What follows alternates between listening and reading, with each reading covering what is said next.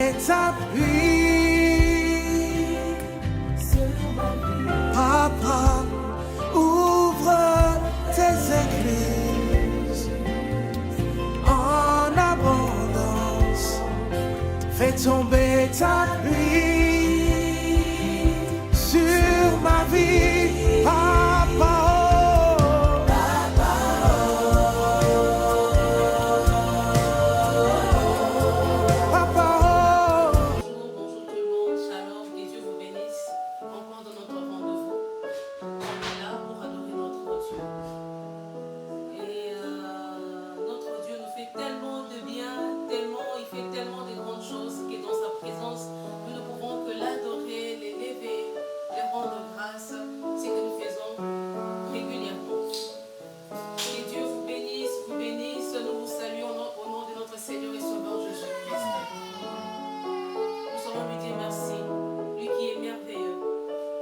nous allons lui dire merci, lui qui fait des grandes choses, lui qui nous a donné la vie. Nous allons lui dire merci. Seigneur, tu es digne d'être élevé. Tu es digne d'être élevé. Tu es digne d'être élevé ici en Seigneur. Merci Seigneur Dieu de gloire. Merci le Saint-Esprit. Merci pour ce temps merveilleux que tu nous donnes en présence pour te lever, pour te rendre grâce. Nous sommes en vie, c'est grâce à toi, Yahweh, toi qui nous as gardés. Merci. Tu nous as fait grâce d'être comptés parmi les vivants ce jour. Nous bénissons ton nom encore ce jour. Merci Jésus.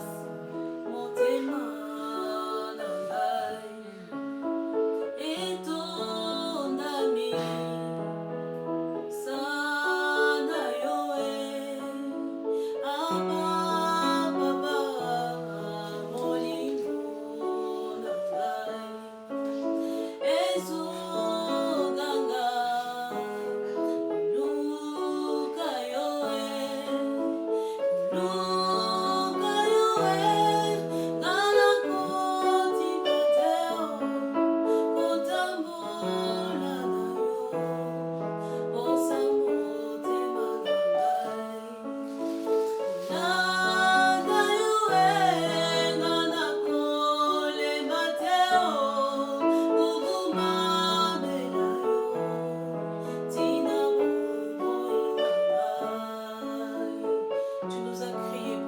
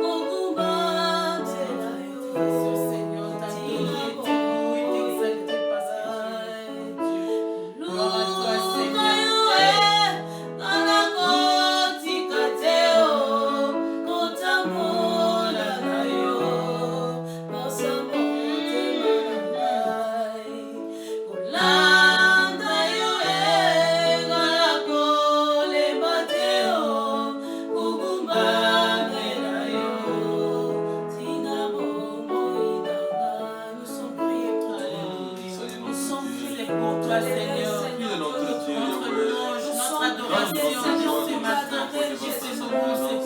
Éternel, mon Dieu, mon Roi, nous sommes le fruit de ta main, Seigneur Jésus. Nous sommes le fruit de ta main, Père éternel. Tu nous as créés à ton image. Tu as fait de nous une race, éternel, mon Dieu, mon Roi de vainqueurs. Alléluia. Alléluia, nous sommes dans ta présence. Et dans ta présence, nous sommes aujourd'hui. Dans ta présence, nous sommes rassurés. Dans ta présence, éternel, tu nous relèves, éternel, tu as appris nos pas. Tu montres le chemin, Seigneur, mon Dieu, mon roi. Dans ta présence, tu es une force qui nous sauve. Dans ta présence, nous pas dépassement, éternel, mon Dieu, mon roi.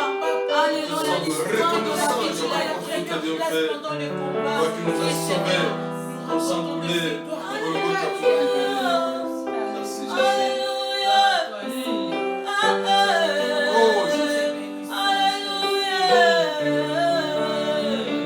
L'histoire de ma vie, tu l'as écrite par toi-même. Tu as écrit l'histoire de ma vie, Jésus. Tu veilles sur moi pour que je marche, Seigneur, c'est le plan que tu as tracé dans ma vie. Alléluia, je suis dans ta présence. Je suis dans ta présence. Seigneur, même dans des moments où on se sent comme si on est dans l'échec, c'est pas l'échec parce que l'échec n'est pas derrière ton Seigneur. Alléluia.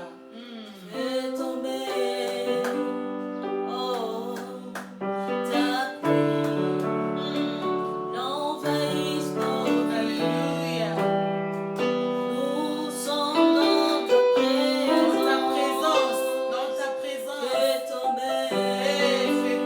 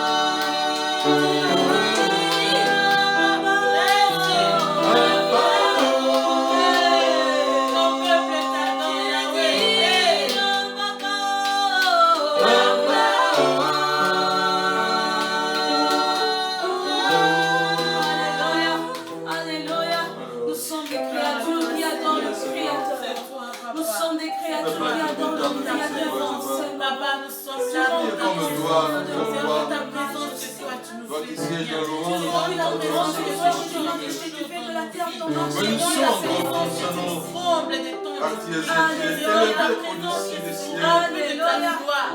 Le Seigneur est ton nom, la terre est ta marche. Toi qui as l'autorité de pouvoir sur toutes choses, Yahweh, nous bénissons ton Nous nom. allons invoquer l'esprit qui a ressuscité Jésus. Nous allons invoquer Car c'est l'esprit nous qui a sommes ressuscité en ce Jésus.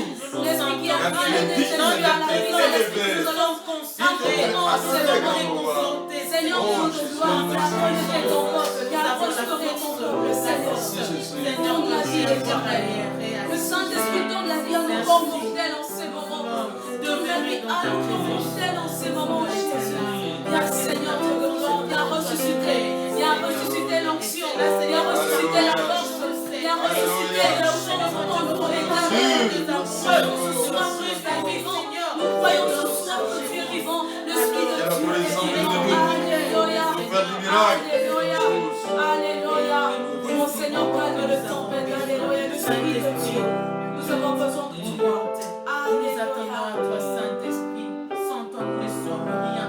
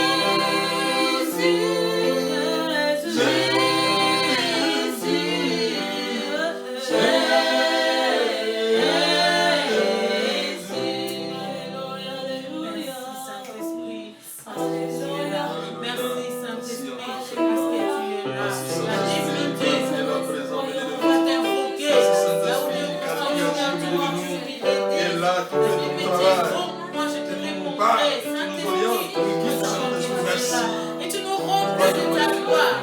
Nous remplis de ta gloire. Là où tu Qui nous es, parle, tu qui nous agis. ouvre les yeux, lui qui nous fait des Là choses où tu cachées. es, Merci, tu Saint-Esprit, manifestes pour ta présence. Merci encore. C'est Maintenant, là, Saint-Esprit, toi dans les notre vie, nous dans la maison, besoin.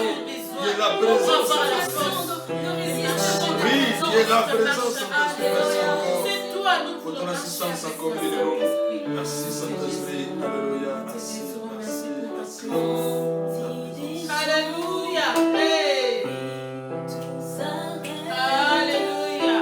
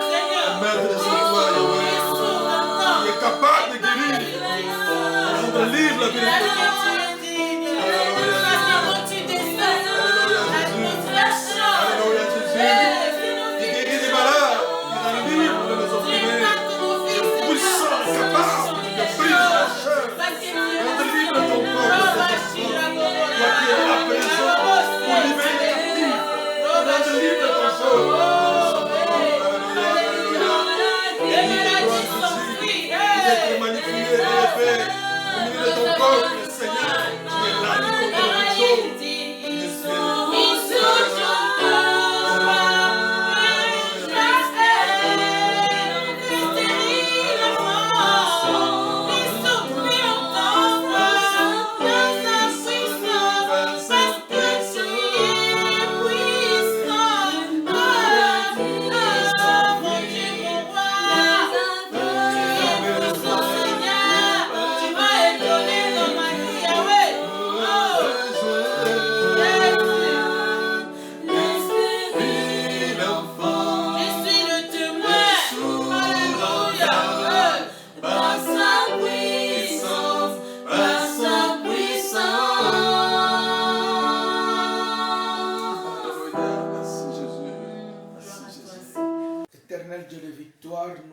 bénissons, nous te rendons grâce, toi qui nous accordes encore ta grâce en ce jour pour venir apporter ta parole. Nous recommandons ces instants, Seigneur, bénis ta parole, que nous laissons, Seigneur, conduire par ton Esprit Saint, que l'Esprit de Dieu nous guide, que l'Esprit de Dieu nous oriente, que l'Esprit de Dieu nous dirige. Éternel, que ta parole ne retourne pas en toi sans avoir accompli ce pourquoi tu l'as envoyé. Que ton nom soit béni, que ton nom soit exalté. Au nom de Jésus, nous avons ainsi prié. Amen. Amen. Amen. Voilà, aujourd'hui, nous sommes encore dans la joie de venir devant vous pour vous apporter la parole du Seigneur. Et la parole de Dieu ce matin, je veux simplement revenir à la prédication du pasteur Paulin Kolo, il y a cela 2 semaines, qui nous a enseigné sur le Saint-Esprit. Et les 3 passages clés de la Bible que nous avons lus, se retrouvent dans le livre de Jean, chapitre 4, Jean au chapitre 7 et Ézéchiel 47. Nous allons parcourir la parole du Seigneur ensemble. Premièrement, nous lisons dans le livre de l'évangile de Jean au chapitre 4, le 24 premier verset. Il est écrit, Jean 4, le 24 premier verset, nous lisons la parole du Seigneur. Il est écrit, les pharisiens entendirent raconter que Jésus faisait et baptisait plus de disciples que Jean. En réalité, Jésus lui-même ne baptisait personne. C'était ses disciples qui baptisaient. Quand Jésus apprit ce que l'on racontait, il quitta la Judée et retourna en Galilée. Pour y aller, il devait traverser la Samarie. Il arriva près d'une localité de Samarie appelée Sichar, qui était proche du champ que Jacob avait donné à son fils Joseph. Là se trouvait le puits de Jacob. Jésus, fatigué du voyage, s'assit au bord du puits. Il était environ midi. Une femme de Samarie vint pour puiser de l'eau et Jésus dit, « Donne-moi à boire. » Ses disciples étaient allés à la ville acheter de quoi manger. La femme samaritaine dit à Jésus, « Mais tu es juif, comment oses-tu donc me demander à boire à moi une samaritaine ?» En effet, les Juifs n'ont pas de relation avec les Samaritaines. Jésus lui répondit, « Si tu connaissais ce que Dieu donne, et qui est celui qui te demande à boire, c'est toi qui lui aurais demandé de l'eau et il t'aurait donné de l'eau vive. » La femme répliqua, « Maître, tu n'as pas de seau et le puits est profond. Comment pourrais-tu avoir cette eau vive? Notre ancêtre Jacob nous a donné ce puits. Il a bu lui-même de son eau. Ses fils et ses troupeaux en ont bu aussi. Penses-tu être plus grand que Jacob? » Jésus lui répondit, « Quiconque boit de cette eau aura de nouveau soif. Mais celui qui boira de l'eau que je lui donnerai n'aura plus jamais soif. L'eau que je lui donnerai deviendra à lui une source d'eau jaillissante, d'où jaillira la vie éternelle. » La femme lui dit, « Maître, donne-moi cette eau pour que je n'ai plus soif et que je n'ai plus besoin de venir puiser de l'eau ici. » Jésus lui dit, « Va chercher ton mari et reviens ici. » La femme lui répondit, « Je n'ai pas de mari. » Et Jésus lui déclara, « Tu as raison d'affirmer que tu n'as pas de mari, car tu as eu 5 maris et l'homme avec lequel tu vis maintenant n'est pas ton mari. Tu as dit la vérité. » Alors la femme s'exclama, « Maître, je vois que tu es un prophète. Nos ancêtres samaritains ont adoré Dieu sur cette montagne, mais vous les Juifs, vous dites que l'endroit où on doit adorer Dieu est à Jérusalem. » Jésus lui répondit, « Crois-moi, le moment vient où vous n'adorerez le Père ni sur cette montagne, ni à Jérusalem. Vous les Samaritains, vous adorez Dieu sans le connaître. Nous, les Juifs, nous l'adorons et le connaissons car le salut vient des Juifs. Mais le moment vient et il est déjà là où les vrais adorateurs adoreront le Père en étant guidés par son esprit et selon sa vérité. Car tels sont les adorateurs qui veulent le Père. Dieu est esprit et ceux qui l'adorent doivent l'adorer en étant guidés par son esprit et selon sa vérité. La femme lui dit, je sais que le Messie, c'est-à-dire le Christ, va venir. Quand il viendra, il nous expliquera tout. Jésus lui répondit, je le suis, moi qui te parle. Alléluia. Voilà. Donc, nous passons à la deuxième lecture de ce matin.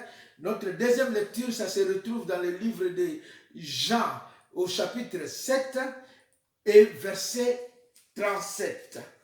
Donc, on était à Jean 4, nous passons à Jean 7, verset 37. Les derniers jours de la fête étaient le plus solennel. Ce jour-là, Jésus debout s'écria, « Si quelqu'un a soif, qu'il vienne à moi et qu'il boive. » Et notre dernier passage, ça se trouve dans le livre d'Ézéchiel, les 12 premiers versets. Nous allons dans Ézéchiel 47, versets 1 à 12. Nous lisons. L'homme me ramena à l'entrée du temple. Je vis alors que de l'eau jaillissait dessus l'entrée vers l'est. La façade du temple était en effet orientée à l'est. L'eau s'écoulait du côté du temple, puis passait au sud de l'autel. L'homme me fit sortir du temple par le porche nord et m'en fit contourner l'extérieur jusqu'au porche oriental. L'eau s'écoulait au sud de ce porche. Il s'avança vers l'est. Il tenait un cordeau à la main avec lequel il comptait 1000 mesures dans cette direction. Puis il me fit traverser l'eau, elle m'arrivait aux chevilles. Il compta encore 1000 mesures et me fit traverser l'eau, elle m'arrivait aux genoux. Au bout de 1000 mesures suivantes, il me fit de nouveau traverser l'eau. Cette fois-ci, elle m'arrivait à la taille. Il compta une dernière fois 1000 mesures, mais je ne pouvais plus traverser car l'eau était montée à un niveau où il faut nager. C'était devenu un torrent infranchissable. Il me dit, as-tu bien regardé toi l'homme? Il m'amena un moment à l'écart, puis me ramena au bord du torrent. Je constatai alors qu'il y avait de très nombreux arbres sur chaque rive. L'homme me dit, ce torrent se dirige vers l'est du pays. Il descend la vallée du Jourdain et débouche dans la mer morte. Lorsqu'il parvient à la mer, il en renouvelle l'eau qui devient saine. Des êtres de toute espèce se mettront à brouiller et les poissons se multiplieront partout où le torrent arrivera. Il assainira la mer et là où il se déversera, il apportera avec lui la vie. Alors, depuis En-Gedi jusqu'à En-Eglaïm, il y aura des pêcheurs qui mettront leurs filets à sécher sur le bord de la mer et on y trouvera autant d'espèces de poissons que dans la mer Méditerranée. Cependant, les marais et les lagunes de son littoral ne seront pas assainis, on les gardera comme réserve de sel.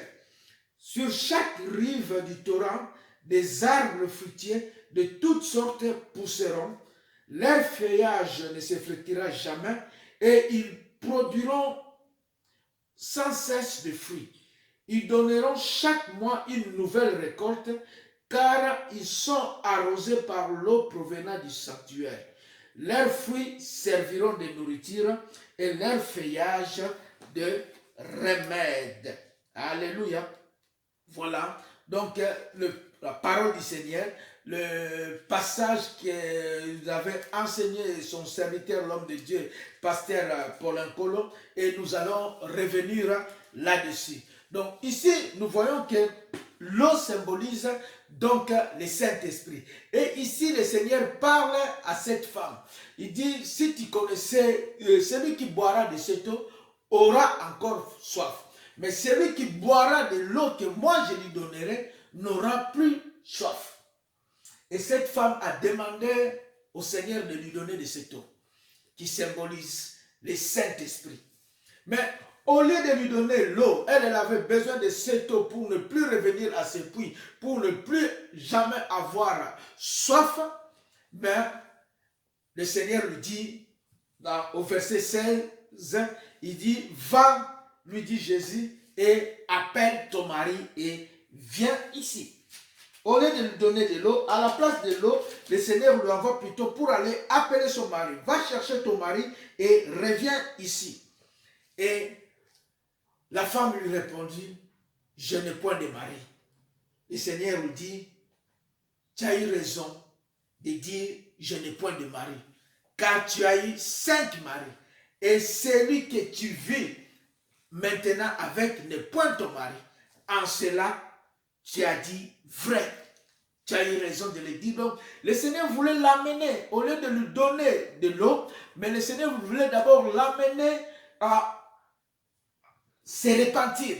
Parce que le Saint-Esprit ne peut pas cohabiter avec le péché. Donc, voilà pourquoi le Seigneur pointe du doigt son problème.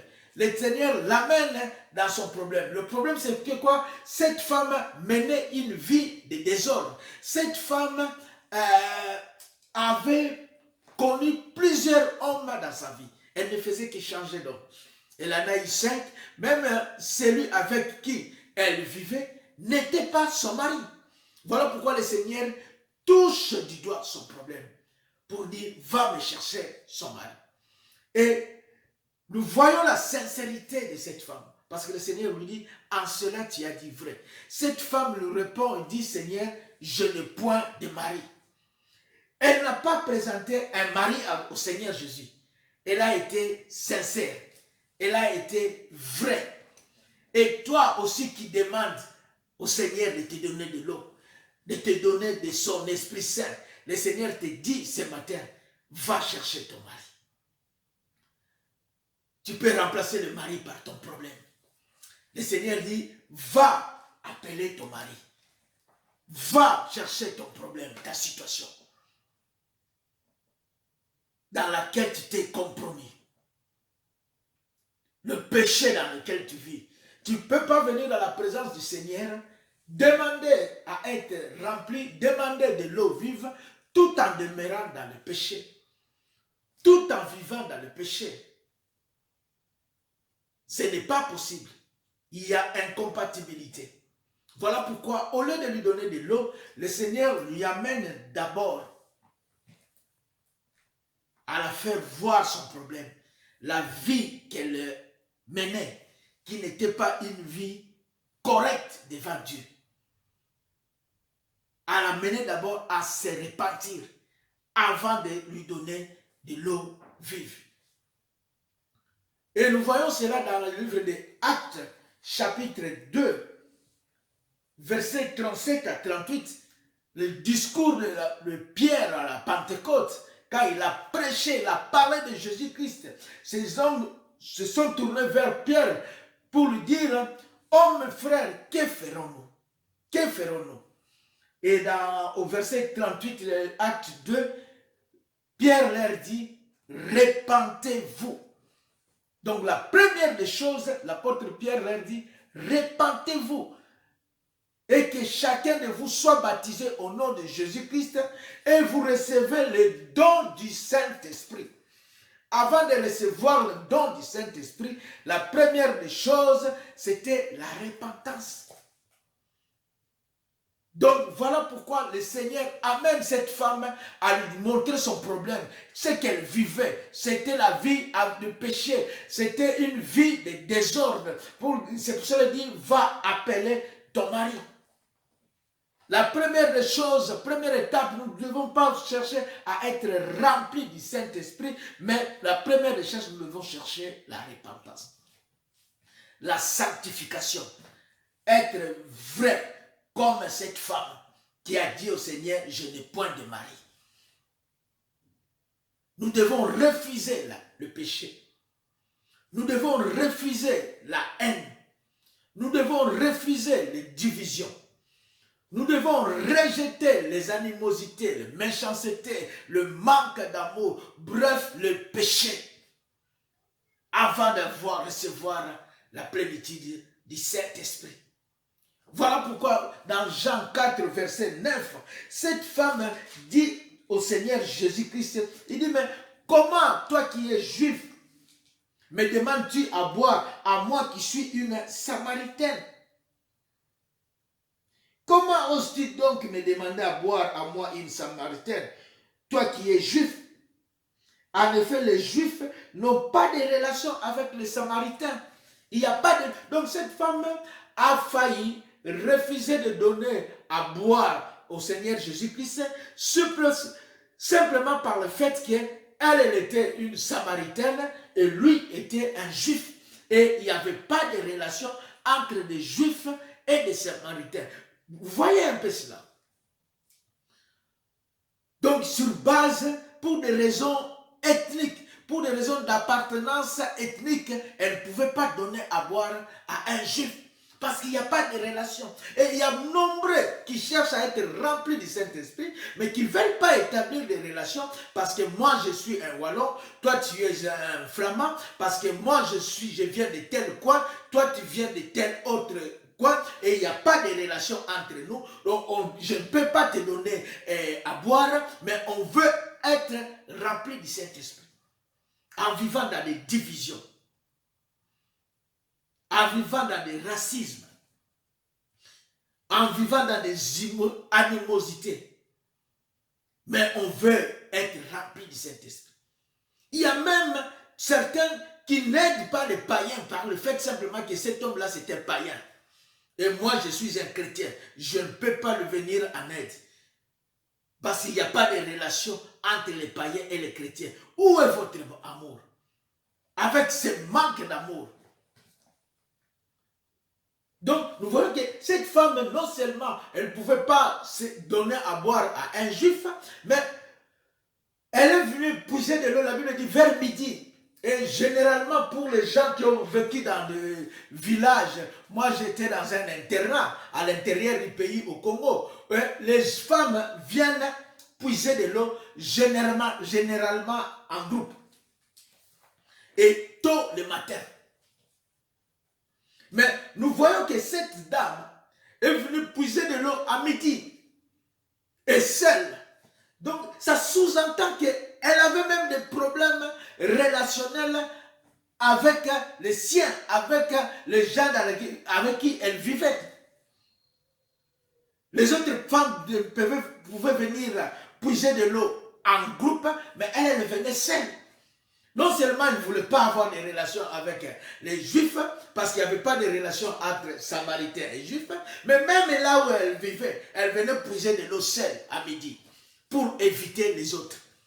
Ben, demandez au Seigneur, donne-moi de l'eau, de cette eau-là, donne-moi de cette eau-là. Et il y a beaucoup qui veulent être remplis du Saint-Esprit, mais ils vivent dans le péché. Ils mènent une vie de désordre. Ils mènent une vie remplie de haine. Ils sont dans des divisions, dans des séparations, dans du tribalisme. Ils ne veulent pas avoir des relations avec un tel. Ils ne veulent pas être en bon terme avec les autres. Ils ne veulent pas être en communion avec les autres, mais ils veulent être remplis du Saint-Esprit.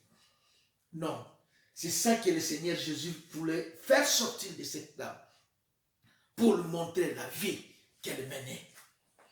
Oh bien-aimé, ton corps, c'est le temple du Saint-Esprit. Et Éphésiens chapitre 4, verset 30, la Bible nous dit ceci: n'attristez pas le Saint-Esprit. N'attristez pas le Saint-Esprit. Et 1 Thessaloniciens, chapitre 5, verset 19, la Bible dit, n'éteignez pas l'Esprit.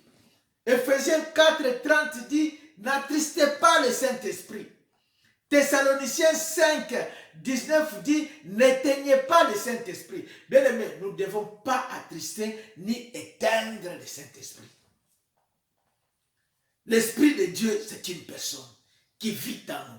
C'est cette petite voix-là qui te parle lorsque tu veux commettre un péché, lorsque tu vis dans le péché, lorsque tu vis dans le désordre, cette petite voix intérieure qui te dit ne fais pas ça, que tu fais taire, parce que tu veux accomplir tes désirs. Tu veux marcher, fonctionner selon ta chair. Cette petite voix que tu fais taire, c'est la voix du Saint-Esprit qui te parle, qui parle en toi. Quand tu refuses de l'écouter, l'Esprit de Dieu est triste. Oh, à force de faire taire le Saint-Esprit, on finit par l'éteindre. Il ne s'exprime plus. Il ne brûle dans notre vie. Voilà pourquoi dans Jacques, chapitre 4, verset 5, la Bible nous dit que c'est avec jalousie. Alléluia. Jacques, chapitre 4, verset 5, la Bible nous dit que c'est avec jalousie que Dieu chérit l'esprit qu'il a fait habiter en nous. Alléluia. Ça, c'est la version Louis II qui nous parle que dans Jacques chapitre 4, verset 5, la version Louis II dit que c'est avec jalousie que Dieu chérit l'esprit qu'il a fait habiter en nous. Avec un amour jaloux. La version Parole de vie nous dit que Dieu aime très vivement l'esprit qu'il a mis en nous. Dieu aime très vivement l'esprit qu'il a mis en nous. Et parole du Seigneur dit que Dieu ne tolère aucun rival de l'esprit qu'il a fait habiter en nous. Ça, c'est la version parole du Seigneur qui nous dit que Dieu ne tolère aucun rival. Donc, l'esprit de Dieu en nous ne peut pas cohabiter avec un autre esprit. Parce que notre Dieu est un Dieu jaloux. Dieu est un Dieu jaloux. Il ne tolère pas l'esprit. Dieu réclame avec ardeur l'esprit qu'il a mis en nous. C'est un Dieu jaloux. Voilà pourquoi nous ne devons pas apporter le feu étranger. Tu n'apporteras pas le feu étranger. Tu ne dois pas mélanger l'esprit de Dieu avec un autre esprit. Nous ne devons pas attrister l'esprit de Dieu. Nous ne devons pas éteindre l'esprit de Dieu. Parce que c'est avec jalousie que Dieu chérit l'esprit qu'il a fait habiter en nous. Nous ne devons pas jouer avec le péché comme Samson. Samson jouait avec le péché, avec Dalila. Dans le livre des Juges, par chapitre 16, nous lisons l'histoire de Samson. Samson, la Bible dit que Dalila l'a endormi dans ses genoux.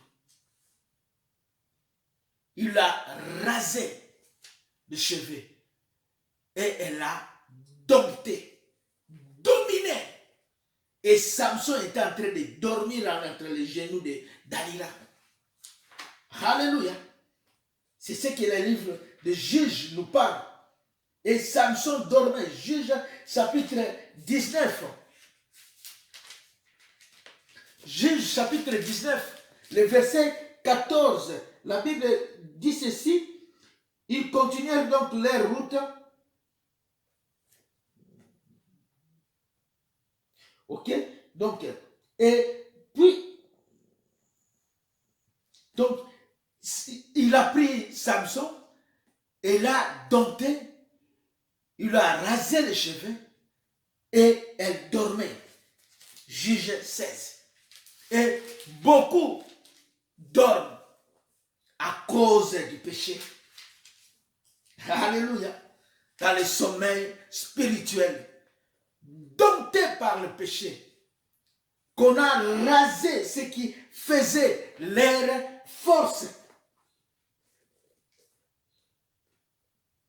Oh, Dalila, Juge 16, verset 14, la Bible dit, Dalila endormit Samson, tissa les 7 tresses de sa tête sur chaîne d'un métier, à tisser et le fixa à l'aide de la cheville. Puis elle cria, Samson, les Philistins viennent t'attaquer.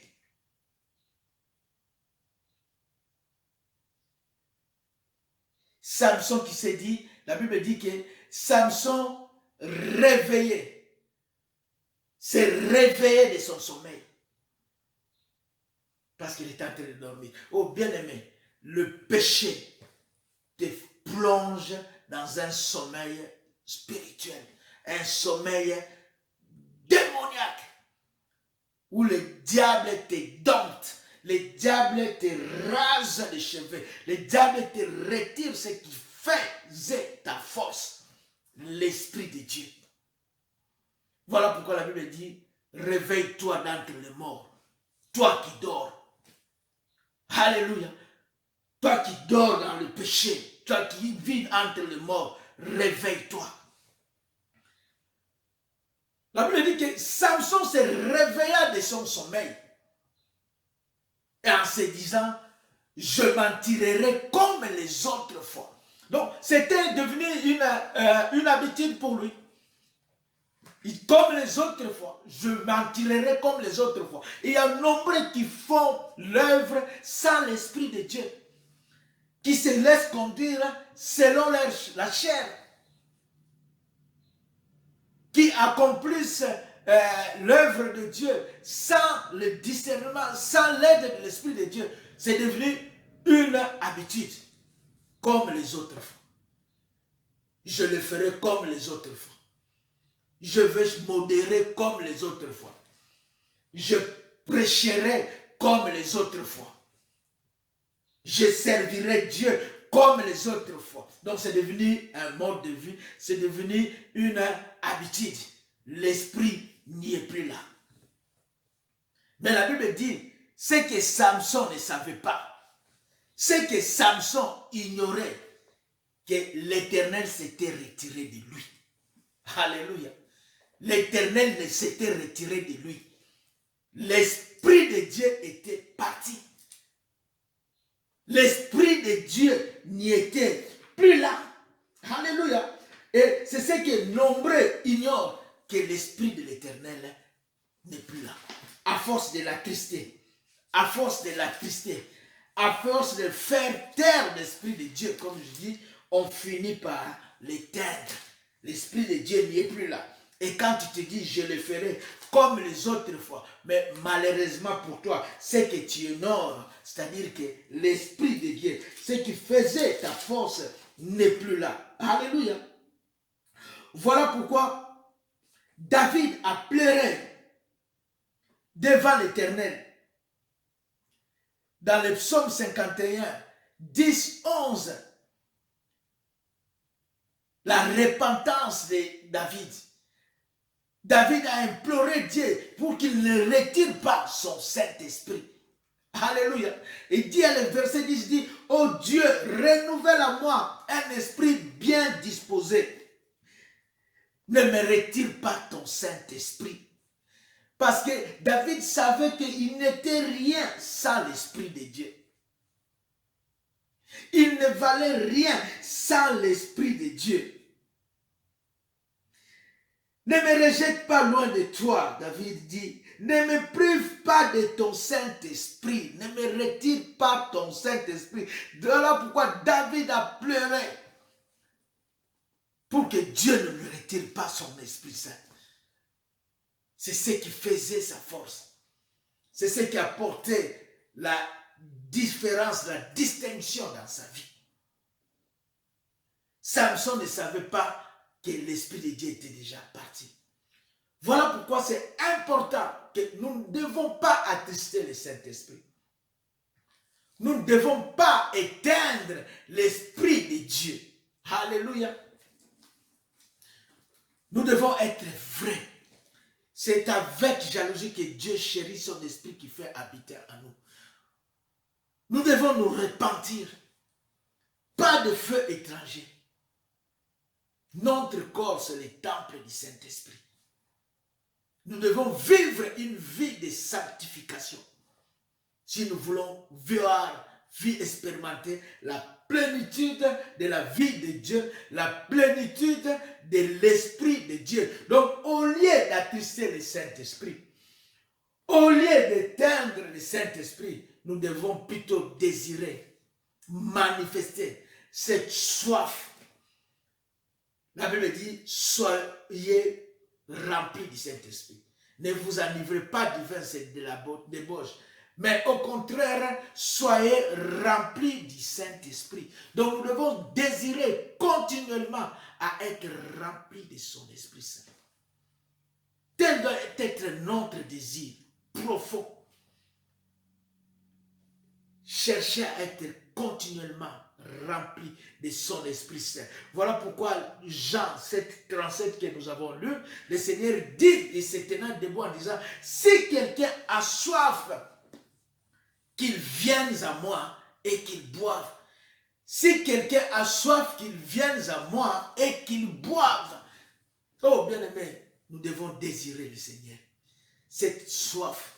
Le Seigneur Jésus dans Jean 4 que nous avons lu au verset 13, il dit à cette femme, quiconque boit de cette eau aura encore soif, aura de nouveau soif. Mais le verset 14 dit que, mais celui qui boira de l'eau que je lui donnerai n'aura plus jamais soif. L'eau que je lui donnerai deviendra en lui une source d'eau, d'où jaillira la vie éternelle, d'où sortira la vie éternelle. Il deviendra en lui une source d'eau qui jaillira jusque dans la vie éternelle. Oh, cette femme a dit au Seigneur Jésus-Christ, donne-moi cette eau, afin que je n'ai plus soif. Et que je ne vienne plus puiser dans cette pluie. Seigneur, donne-moi cette eau. Alléluia. Maître, donne-moi cette eau pour que je n'ai plus soif. Et que je n'ai plus besoin de venir puiser de l'eau ici. Donne-moi cette eau. Le Seigneur a dit, si quelqu'un a soif, qu'il vienne à moi et qu'il boive. Cette femme a dit, Seigneur, donne-moi cette eau afin que je n'ai plus soif. Elle a manifesté sa soif. Elle a manifesté son désir d'être remplie de cette eau vive. Oh bien-aimé, nous devons désirer la plénitude de la vie de Dieu. Nous devons avoir soif continuellement. Avoir ce désir, cette soif d'être rempli continuellement. Soyez remplis. Au contraire, soyez remplis du Saint-Esprit. Comme une biche soupire auprès des courants d'eau vive. Ainsi, mon âme a soif de Dieu. Mon âme a faim et soif du Dieu vivant. Bien aimé, nous devons avoir faim et soif du Dieu vivant. Nous devons avoir faim et soif du Saint-Esprit. Nous devons avoir faim et soif de la plénitude de Dieu. Oh, il faut avoir, il te sera fait selon ta foi. Mais je te dis, il te sera fait selon ta soif. Selon ta soif. Oh, lorsque je regarde par exemple le prophète Élisée, la Bible nous parle dans le livre de 2 Rois. 2 Rois chapitre 3 et 2 Rois chapitre 4, il y a 2 histoires qui se passent avec Élisée. Dans le livre de 2 Rois chapitre 3, versets 14 et 16, quand Josaphat était parti en guerre, la Bible dit qu'ils arrivaient dans les déserts d'Édom. Ils n'avaient plus d'eau. Il n'y avait plus d'eau. Ni pour eux, ni pour ceux qui les accompagnaient. Alléluia. Et là, ils avaient soif. Ils ont commencé à chercher de l'eau. Mais Dieu est venu. Élisée est venu.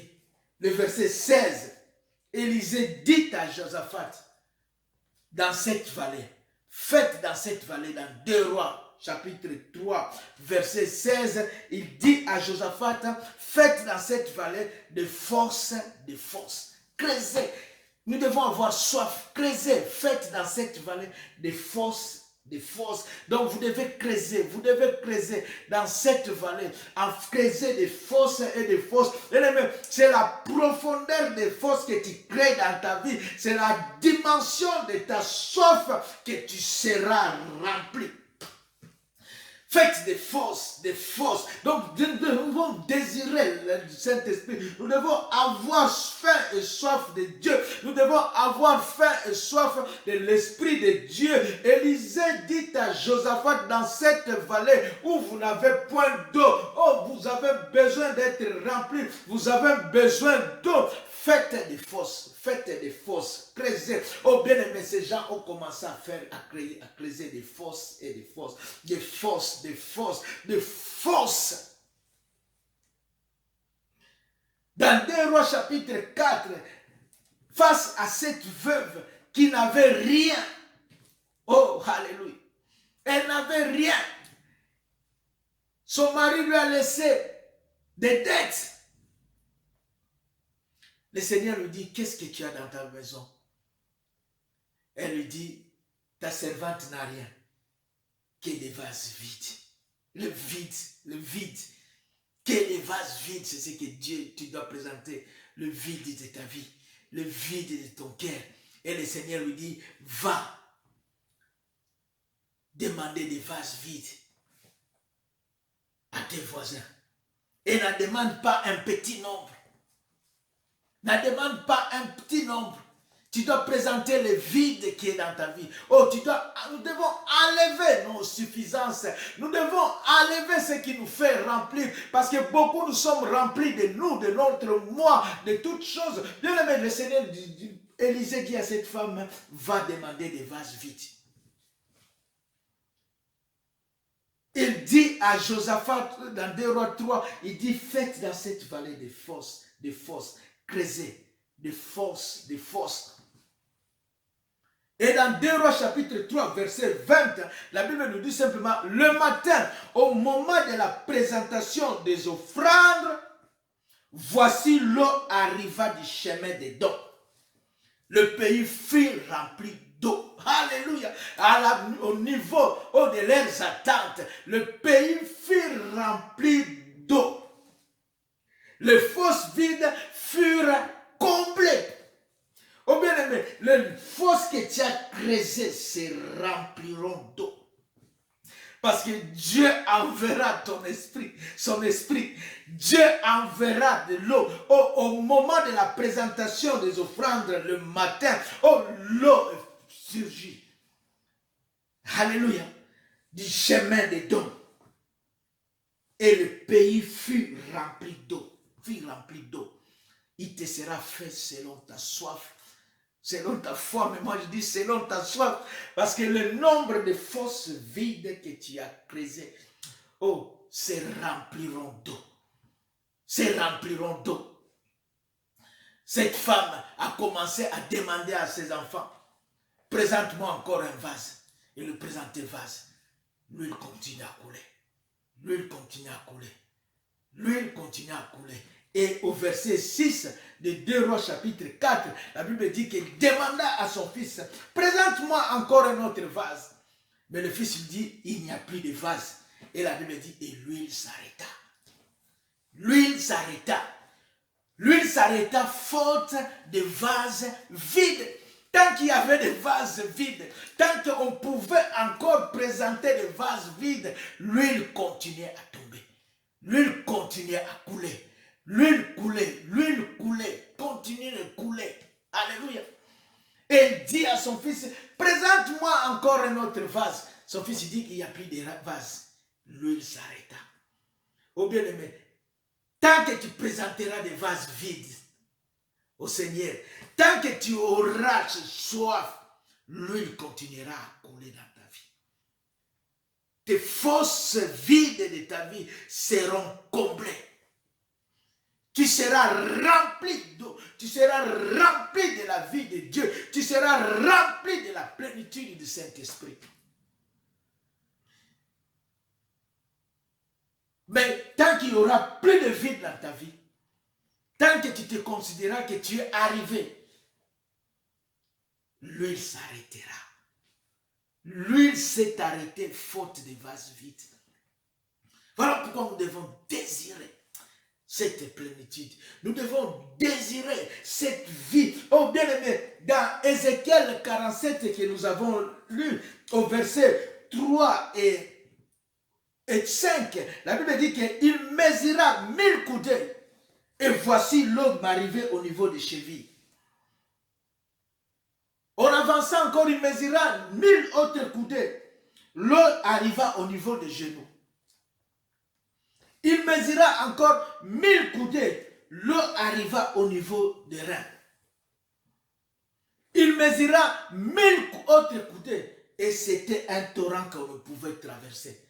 Car l'eau était profonde qu'il fallait nager. C'était un torrent qu'on pouvait traverser. Donc, ici, on montre par étapes. Il y a un niveau où c'est entré, l'eau arrivait au niveau du cheville. Puis il avance encore, c'est au niveau des genoux. Plus il avance encore, c'est au niveau de la ceinture, au niveau des reins. En avançant encore, oh, c'était un torrent qu'on ne pouvait traverser. Bien-aimé, c'est ce que tu désires. Niveau de ta soif. Dieu veut que tu ailles dans les eaux profondes. Là où il y a les torrents d'eau vive.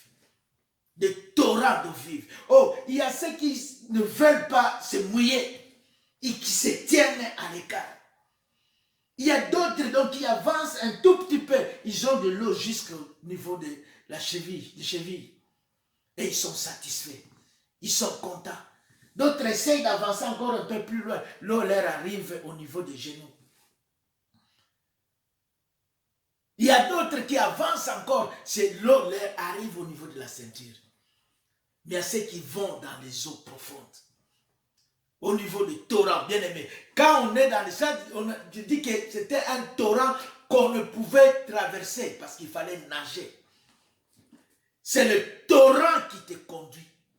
C'est le torrent qui t'oriente. C'est le courant d'eau qui te dirige. Ce n'est plus la chair. C'est l'Esprit de Dieu. À ce niveau, quand tu essaies de nager contre le courant d'eau, il y a une résistance. Tu t'épuises. Mais lorsque tu te laisses aller, oh, le courant d'eau te conduit. Il n'y a aucun effort à faire. Oh, tout devient à l'aise dans ta vie. Ce n'est plus la chair qui se manifeste. Mais par contre, c'est l'Esprit de Dieu qui te dirige. Tous ceux qui se laissent conduire par l'Esprit de Dieu sont fils de Dieu. Oh bien aimé, tu dois savoir à quel niveau que tu veux exercer, à quel niveau de la plénitude de l'Esprit de Dieu tu as besoin. Tu veux te tenir à l'écart? Veux-tu te satisfaire de cette eau qui t'arrive au niveau des chevilles, au niveau des genoux, au niveau de la hanche? Ou veux-tu vraiment te plonger dans les torrents d'eau? Te laisser aller dans les eaux profondes. Voilà pourquoi Luc chapitre 5 verset 4, la Bible dit, Dieu dit à Pierre, avance en pleine eau. Avance en pleine eau. Oh bien aimé, tu dois avancer dans les eaux profondes si tu veux vivre et expérimenter les surnaturels. C'est dans les eaux profondes que c'est là que tu vas expérimenter la pêche miraculeuse. Dans les eaux profondes, c'est l'endroit que nous expérimentons le surnaturel. Là, le torrent de vivre coule. Avance en pleine eau. Nous devons désirer cette plénitude. L'esprit sans mesure. Il dit, les sources d'eau vive jailliront de son sein. Les sources d'eau vive jailliront de son sein. Voilà pourquoi la parole de Dieu dit qu'on versera dans ton sein une mesure serrée, tassée, secouée et qui déborde. Alléluia. La plénitude. Dieu donne l'esprit. Tu dois désirer l'esprit sans mesure. L'esprit donc en ton sein, à ton sein, qu'on verse une mesure, une bonne mesure de l'onction de Dieu, une bonne mesure de l'esprit de Dieu, une mesure tassée, secouée et débordante, il oint d'huile ma tête et ma coupe déborde, en sorte que vous soyez remplis jusqu'à toute la plénitude de Dieu. Toute la plénitude de Dieu. Une mesure qui tassée, secouée, débordante, remplie de l'Esprit de Dieu. L'Esprit sans mesure. Nous vivons, nous expérimentons, nous exerçons dans la dimension de la plénitude de l'Esprit de Dieu. Dans les torrents d'eau vive, un torrent puissant où on peut traverser, personne ne peut traverser. Il faut nager, il faut se laisser entraîner par les courants d'eau vive. On a faim et soif de l'Esprit de Dieu. Faim et soif de la plénitude de Dieu. Faim et soif de la manifestation de la puissance de Dieu. Faim et soif de l'Esprit de Dieu. Oh, alléluia. On ne veut plus seulement se contenter de l'eau qui nous arrive au niveau des chevilles, ni au niveau des genoux ou des reins, mais on veut aller dans les eaux profondes, en pleine eau. Ça, c'est le désir, ça, c'est notre désir. Tel doit être ton désir. Tu dois avoir soif de cette vie de Dieu. Et lorsque on est rempli de toute la plénitude de Dieu, lorsqu'on est rempli de l'Esprit de Dieu, de l'onction qui déborde, alléluia, bien aimé, il y a des conséquences, des implications dans nos propres vies. Oh, je vais rapidement parcourir seulement 5 conséquences. La première des conséquences, c'est que le Saint-Esprit nous révèle les dons de Dieu, à savoir Jésus-Christ. On a la révélation du Fils de Dieu. Le Seigneur Jésus dit à cette femme dans Jean 4, verset 10, il dit, si tu connaissais les dons de Dieu, si tu connaissais les dons de Dieu, et celui qui te donne-moi à boire, si tu connaissais les dons de Dieu, cette femme a failli passer à côté de sa bénédiction. Cette femme a failli passer à côté de la gloire de Dieu parce qu'elle ne connaissait pas les dons de Dieu. Voilà pourquoi le Seigneur nous dit au verset 22, dit, vous adorez ce que vous ne connaissez pas. Oh, nombreux viennent dans nos églises, nombreux adorent ce qu'ils ne connaissent pas parce qu'ils n'ont pas la révélation du Seigneur Jésus-Christ. Ils le font par habitude, en suivant une certaine mode, un mode de vie. C'est pourquoi Jésus dit que nous adorons ce que nous connaissons. Nous adorons ce que nous connaissons. Oh, c'est l'Esprit qui nous révèle le Seigneur Jésus-Christ. Nous pouvons voir cela rapidement dans le livre de Jean. Jean au chapitre 14, verset 26. Il est écrit, l'Esprit de Dieu que le Père enverra vous enseignera toutes choses et vous rappellera ce que je vous ai dit. L'Esprit de Dieu en nous enseignera toutes choses. Jean 14, 26. Jean 15, 26 dit qu'il rendra témoignage de moi. Jésus-Christ, non seulement l'Esprit de Dieu, quand le Consolateur sera venu, non seulement dans Jean 14, 26, on dit qu'il nous enseignera toutes les choses et nous rappellera tout ce que le Seigneur a dit. Les Jean 15, verset 26, dit qu'il rendra témoignage de Jésus-Christ. L'Esprit de Dieu en nous rend témoignage de Christ. Et Jean 16, 14 dit qu'il me glorifiera. Parce qu'il prendra ce qui est à moi et vous l'annoncera. Jean 14, 26, l'Esprit de Dieu nous enseigne toutes choses. Jean 15, 26, l'Esprit de Dieu rend témoignage de Christ à nous, révèle Jésus-Christ à nous. Et Jean 16, 14, l'Esprit de Dieu glorifie Jésus-Christ. Nous fait connaître Jésus-Christ. Nous révèle le Christ. Voilà pourquoi Éphésiens 1, 17, Paul dit, afin que le Dieu de notre Seigneur Jésus-Christ, le Père de gloire, vous donne un esprit de sagesse et de révélation dans sa connaissance. Paul prie dans Ephésiens 1,17, il dit que le Dieu de Père, notre Seigneur Jésus-Christ, le Père de gloire, vous donne un esprit de sagesse et de révélation dans sa connaissance. L'esprit de révélation dans la connaissance de Dieu. Alléluia. Ça, c'est une première conséquence. L'Esprit de Dieu nous révèle Jésus-Christ. Nous connaissons Christ. Si tu connaissais le don de Dieu, nous adorons ce que nous connaissons. Parce que l'Esprit de Dieu nous le révèle. Nous le révèle. Deuxième conséquence, l'Esprit de Dieu fait de nous de vrais adorateurs. Ceux qui adorent le Père en esprit et en vérité. Jean 4, 23, que nous avons lu, il est écrit ici que Jean 4, 23, la Bible dit, mais le moment vient, et il est même déjà là, où les vrais adorateurs adoreront le Père en étant guidés par son esprit et selon sa vérité. En esprit, donc, guidés par son esprit et selon sa vérité. Car tels sont les adorateurs que le Père, que veut le Père. Que sont les adorateurs que le Père recherche. Ceux qui adorent le Père en esprit et en vérité. Ceux qui adorent le Père en étant guidés par l'esprit. Par son esprit, par le Saint-Esprit. Oh bien-aimé, pas par nous-mêmes, pas par la chair, en étant guidé par l'esprit. Parce que Dieu est esprit. Il faut que ceux qui l'adorent en esprit et en vérité. Ce sont là ces adorateurs que le Père recherche. Voilà pourquoi dans 1 Corinthiens chapitre 14 verset 15, l'apôtre Paul dit que si je prie en langue, mon esprit prie. Mais mon intelligence est improductive.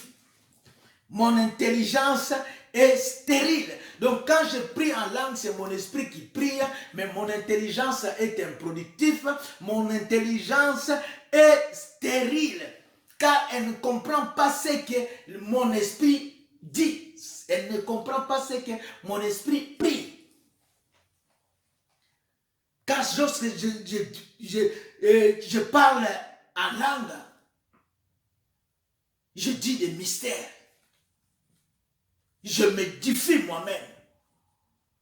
Quand je prophétise, j'édifie l'Église. Dans 1 Corinthiens 15, l'apôtre Paul dit, alors que dois-je faire? Que dois-je faire? Il dit, je prierai par l'Esprit qui est à moi. Et je prierai avec l'intelligence, en utilisant des mots que je comprends. Je chanterai avec l'Esprit. Oh, alléluia. Par son esprit qui est en moi. Et je chanterai avec l'intelligence, en utilisant des mots que je ne comprends pas. Oh, bien aimé, c'est ce que l'apôtre dit, je prierai en esprit, avec les mots que je ne comprends pas. Et je prierai avec l'intelligence. Donc, je chanterai en esprit. Bien aimé, tu n'es pas obligé de chanter. Tu ne dois pas tout le temps chanter avec ton intelligence. En utilisant des mots que tu comprends, en utilisant des textes que tu ne comprends. Non, il faut que tu rentres à un moment dans une dimension où tu pries en langue, où tu parles de mystère, où tu parles de merveilles de Dieu, où tu chantes en langue avec des mots que tu ne comprends pas. Pendant que tu es en train de prier, pendant que tu es en train d'adorer l'Éternel, il y a une mélodie qui vient du ciel. Il y a des mots qui sortent en toi. Oh, des paroles qui viennent dans ton esprit. Oh, guidé par l'Esprit de Dieu. Ton intelligence ne comprend pas. Ton intelligence ne assimile pas. Parce que c'est avec Dieu que tu es en train de dire des mystères. Oh, tu es en train d'annoncer la gloire de Dieu. Oh, c'est ça, c'est cette dimension où tu parles en langue, où tu dis des mystères, où tu parles, tu chantes des cantiques, des textes que ton intelligence ne comprenne pas. Tu es emporté dans une autre dimension. Adorer le Père en esprit et en vérité. Voilà pourquoi Ephésiens 5, 18, 20 qui nous parle de ne pas de nous enivrer du vin, c'est la débauche, et au contraire, nous devons être remplis du Saint-Esprit. Le verset 19 de Ephésiens chapitre 5, la Bible dit, entretenez-vous. Donc nous devons, parce que la Bible dit, comme je dis, celui qui prie en langue s'édifie lui-même. Celui qui prie en langue s'est bâti. Celui qui prie en langue s'est construit. Celui qui prie en langue s'édifie. Comme on élève un bâtiment en allant encore plus haut, plus haut, plus haut, plus haut, de gloire en gloire. Voilà pourquoi Ephésiens 5 et 19 dit que nous devons nous entretenir. Nous devons nous bâtir. Nous devons nous édifier par des psaumes, par des hymnes et par des cantiques spirituels, chantant et célébrant de tout notre cœur le louange de l'Éternel. C'est dans cette dimension où nous sommes en train de nous édifier, nous sommes en train de nous bâtir, de nous construire spirituellement en parlant avec des mots que notre intelligence ne saisit pas, que notre intelligence ne capte pas, en chantant des merveilles de Dieu en langue, par des cantiques, par des hymnes, par des psaumes spirituels. C'est ça. Tu rentres dans cette dimension. Oh, alléluia. N'est-ce pas merveilleux? Où tu commences à adorer Dieu. Comme, oh, jamais. Oh, alléluia. Éternel Dieu de gloire. Donc, première conséquence, comme j'ai dit, l'Esprit de Dieu nous révèle Jésus-Christ. Nous le connaissons. Nous adorons ce que nous connaissons. Deuxième conséquence, l'Esprit de Dieu fait de nous des adorateurs, de vrais adorateurs. Ceux qui adorent le Père en esprit et en vérité. Troisième conséquence, nous devenons des gagnants d'âme. Oh, alléluia. Ézéchiel 47 que nous avons lu, le verset 9.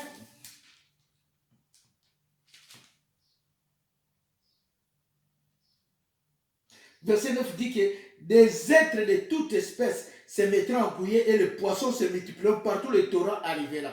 Il assainira la mer. Oh, alléluia. Ok. Donc, ici, je cherche 7 versets.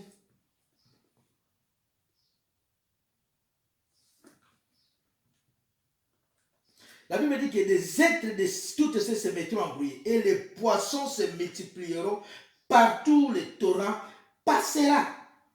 Alléluia. Il y aura des poissons. Un torrent infranchissable. La Bible dit que donc partout, il y aura une grande quantité de poissons. Et on étendra les filets. Le verset dit, alors depuis En-Gedi jusqu'à En-Eglaïm, il y aura des pêcheurs qui mettront leurs filets à sécher sur le bord de la mer. Il y aura des pêcheurs qui mettront leurs filets. Et on trouvera autant d'espèces de poissons que dans la mer Méditerranée. Il y aura des grands poissons. Il y aura des pêcheurs qui étendront leurs filets. La mer représente le monde. Les poissons, ce sont les âmes. Le pêcheur, c'est nous. La Bible dit qu'il y aura toute espèce de poissons. Et il y aura des pêcheurs qui seront là. Et qui étendront leurs filets. Quand les torrents coulent, ça fait de nous des gagnants là. Voilà pourquoi le Seigneur dit dans Luc 10, verset 2, il dit, la moisson est grande, mais il y a peu d'ouvriers.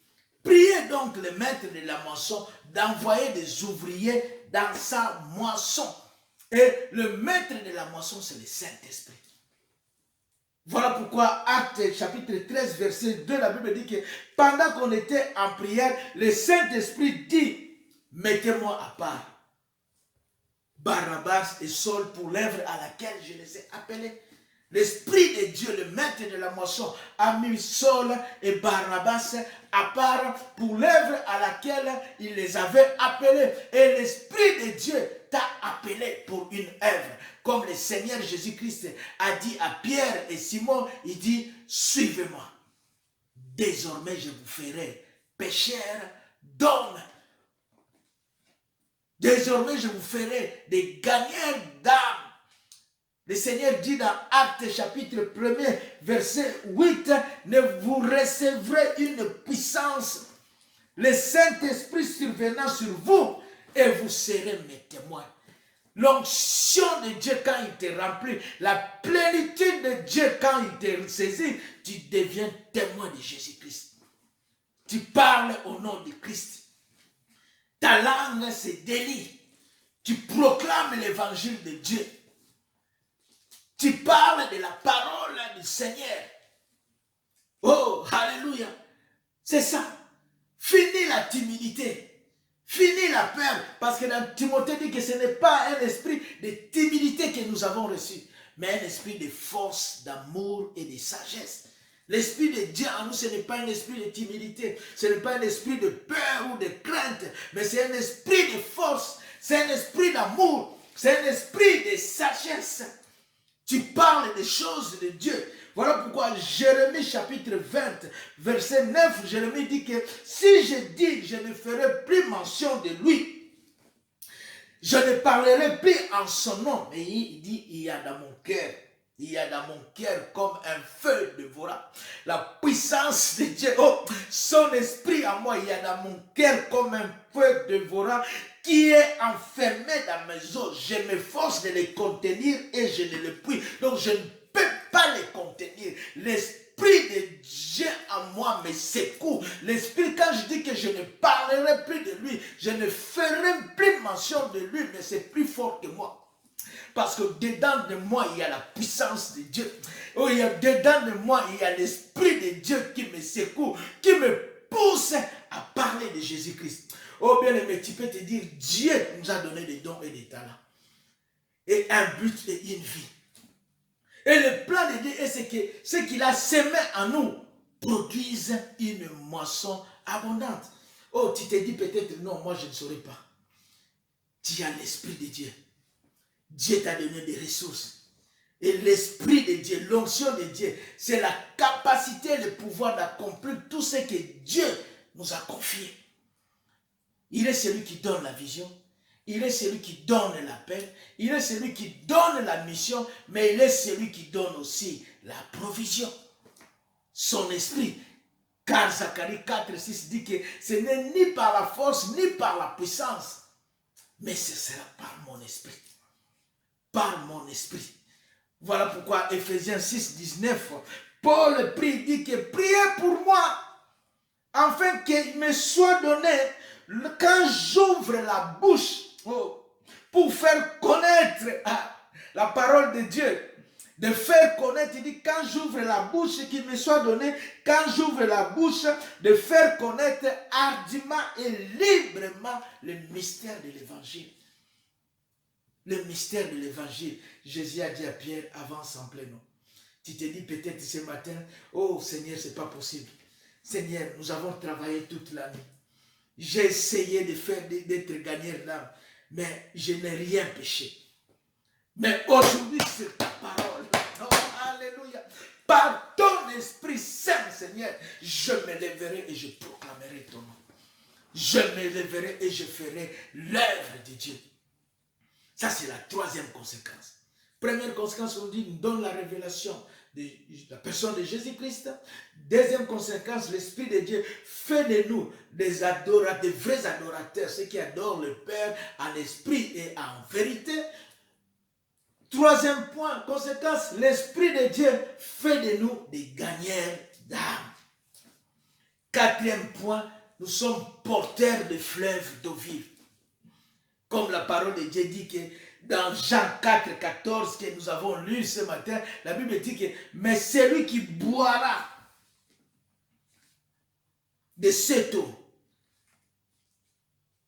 de sources d'eau vive, de fleuves d'eau vive couleront de son sein à nous. D'ici quelqu'un a soif, qu'il vienne à moi et qu'il boive.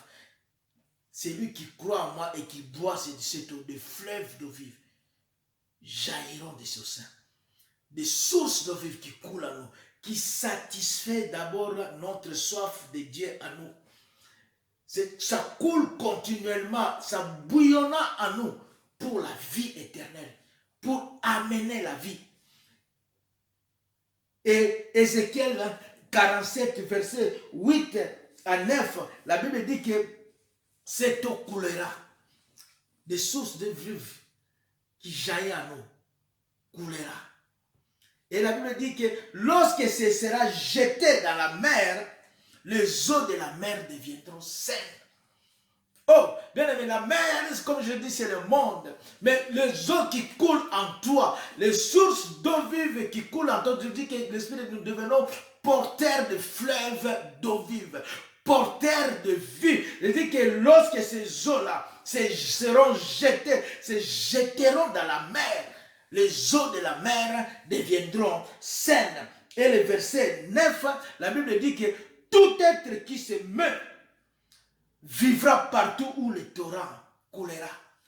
Partout où le torrent coulera. Tout ce qui est en train de mourir vivront. Alléluia. La Bible dit que lorsque tes eaux, des sources d'eau vive, de fleuves d'eau vive qui sont en toi, lorsqu'ils se jettent dans le monde, les eaux impures du monde, les eaux amères du monde deviennent saines. Alléluia. Parce que tu apportes quelque chose. Comme ces gens, quand ils sont arrivés à Mara, la Bible dit qu'ils n'ont pas pu boire l'eau de Mara parce que cette eau était amère. Mais Dieu a indiqué à Moïse un bois qu'il jeta dans l'eau et l'eau devienne saine. Et l'eau devient saine, l'eau devient douce. Le morceau de bois symbolise le Seigneur Jésus-Christ à la croix, mais ça symbolise aussi les sources d'eau vive qui est en toi. Lorsque ces sources d'eau vive qui sont en toi sont jetées dans les eaux amères, les eaux deviennent douces. Les eaux deviennent saines. C'est ce que tu dois comprendre. Ces gens de la ville ont dit au prophète Élisée dans 2 Rois chapitre 2 verset 19, il dit que le séjour de la ville est bon. Oh, alléluia. Comme tu peux le constater. Mais les eaux sont mauvaises et le pays est stérile. Il y a beaucoup de gens, c'est comme ça. Le séjour est bon, mais les eaux sont mauvaises. Il y a de l'amertume, il y a de la mort. Le pays, il y a la stérilité. Les gens se suicident. Mais la Bible dit que Élisée est allé à la source des eaux amères pour dire, j'assainis ces eaux. Il ne proviendra de toi ni mort ni stérilité. Parce que tu es porteur de vie. Lorsque tu te jettes là où il y a la mort, là où il y a la stérilité, tu amènes la vie. Oh, alléluia. Là où il y a l'amertume, là où il y a l'impureté, quand tu te verses, oh, tu dois comprendre que des sources d'eau vive coulent en toi pour amener la vie. Voilà pourquoi le verset 9 dit que tout ce qui se meurt vivra. Partout ce torrent coulera. Oh, partout tu es en train de couler. Les sources de vie en toi sont en train de couler. La Bible dit que tout ce qui est en train de mourir vivra. Tout ce qui se meurt vivra.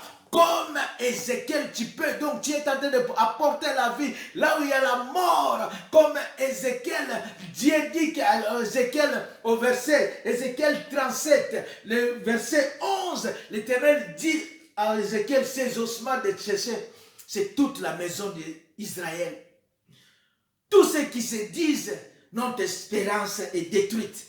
Nous sommes perdus. C'est ça, Dieu révèle les ossements desséchés. Il dit, c'est tous ceux qui disent que notre espérance est détruite. Nous sommes perdus, comme ces gens de la ville qui disaient, le séjour de la ville est bon, mais les eaux sont amères et le pays est stérile. Comme ceux qui sont arrivés à Mara, ils ne purent boire l'eau de Mara parce que l'eau était amère. Il dit, c'est ça, des gens qui se disent que nous n'avons plus d'espérance. Le pays est détruit. Mais toi, tu as en toi porteur de vie. Tu as en toi les sources de vie. Dieu dit à Ézéchiel, il dit, prophétise sur ces ossements déchaissés. Là où il y a la mort, tu te jettes, les eaux deviennent saines. Il dit, je ferai entrer à vous un esprit et vous vivrez. Je vous sortirai de vos sépulcres. J'ouvrirai vos sépulcres et vous vivrez. Prophétise Ézéchiel 37, verset 9. Il dit, prophétise, crie, esprit des 4 vents, viens souffler sur ces morts et qu'ils revivent. Qu'il revive si l'esprit de celui qui a ressuscité Jésus-Christ d'entre les morts demeure en vous. Il rendra aussi la vie à vos membres mortels. Donc tu es porteur de vie. Lorsque l'esprit des choses non vives qui sont en toi se jette dans la mer, ça donne la vie aux membres mortels. Tout ce qui est en train de vivre, de mourir, reprenne vie. Parce que tu apportes la vie, tu as quelque chose en toi. Des sources d'eau vive jaillissent de ton sein. Alléluia. Porteur de vie. Première conséquence, l'Esprit de Dieu nous donne la révélation du Seigneur Jésus-Christ. Deuxième conséquence, il fait de nous des vrais adorateurs, ceux qui adorent en esprit et en vérité. Troisième conséquence, l'Esprit de Dieu fait de nous des gagneurs d'âme. Quatrième conséquence, les sources d'eau vive qui coulent en nous fait de nous des porteurs de fleuves d'eau vive, des porteurs de vie. Parce que ce n'est pas seulement un Dieu qui s'occupe des choses spirituelles, non, il est aussi le Dieu du quotidien. Donc, quatrième conséquence, cinquième et dernière conséquence, nous expérimentons l'abondance dans notre vie. Il est le Dieu de notre quotidien. Oh, voilà pourquoi au verset 47 Ézéchiel, chapitre 47, verset 12, la Bible dit, sur chaque rive du Torah, des arbres fruitiers de toutes sortes pousseront. Oh, alléluia. Sur chaque bord, croît-on toutes sortes d'arbres fruitiers. Les arbres fruitiers pousseront lorsque les torrents d'eau vive coulent. Leur feuillage ne se flétrira jamais et ils produiront sans cesse des fruits. Et les fruits n'auront point de fin. Ils produiront sans cesse des fruits. Ils donneront chaque mois une nouvelle récolte. Oh, alléluia. Une nouvelle, car ils sont arrosés par les eaux provenant du sanctuaire. Ils sont arrosés par le Saint-Esprit. Oh, leurs fruits serviront de nourriture et leurs feuilles de remède. Ézéchiel 47, 12, c'est ça. Cinquième conséquence, tu expérimentes l'abondance de Dieu. La Bible dit que sur chaque côté du Torah, croît-on toutes sortes d'arbres fruitiers. Toutes sortes d'arbres fruitiers. Tu mangeras la meilleure production du pays à cause de ce Torah. Le feuillage ne se flétriront point. Tu ne vas pas sécher ni faner. Non, parce que le torrent d'eau vive coule et les fruits n'auront pas de faim. Il y aura, tu ne manqueras de rien. Il n'y aura aucun manque. La Bible dit qu'ils mûriront tout le mois. Ils produiront les récoltes, une nouvelle récolte chaque mois, car ils sont arrosés par les eaux provenant du sanctuaire. Les fruits te serviront de nourriture, les feuilles de remède. Ta vie sera comme le psaume. Oui, comme le psaume 1er, verset 3 dit que ta vie sera comme un arbre planté près d'un courant d'eau qui donne son fruit à sa saison et le feuillage ne se flétrit point.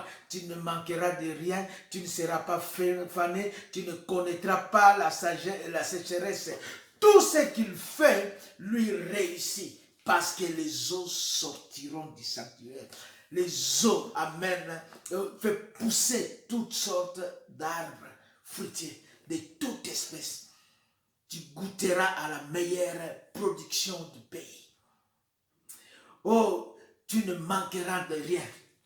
Il y aura la récolte chaque jour. Il n'y aura plus de sécheresse. L'abondance, c'est ça l'Esprit de Dieu. Amen. Parce que Ephésiens 3, 20 dit que à celui qui peut faire par son esprit qui agit en nous.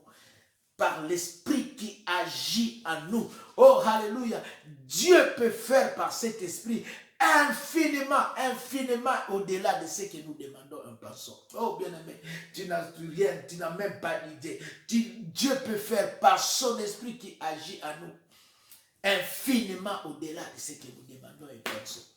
L'Esprit de Dieu. Voilà, bien-aimé, les 5 conséquences de la plénitude de la vie de Dieu, de la plénitude de l'Esprit de Dieu, le Saint-Esprit. Oh, nous révèle le Seigneur Jésus-Christ. Nous le connaissons. L'Esprit de Dieu fait de nous de vrais adorateurs, de ceux qui adorent en esprit et en vérité. Il fait de nous des gagneurs d'âme. De fleuves d'eau vive jaillissent en nous. Nous devenons porteurs de vie et nous expérimentons l'abondance, la multitude par l'Esprit de Dieu en nous. N'est-ce pas merveilleux? Voilà pourquoi nous devons désirer la plénitude de l'Esprit de Dieu.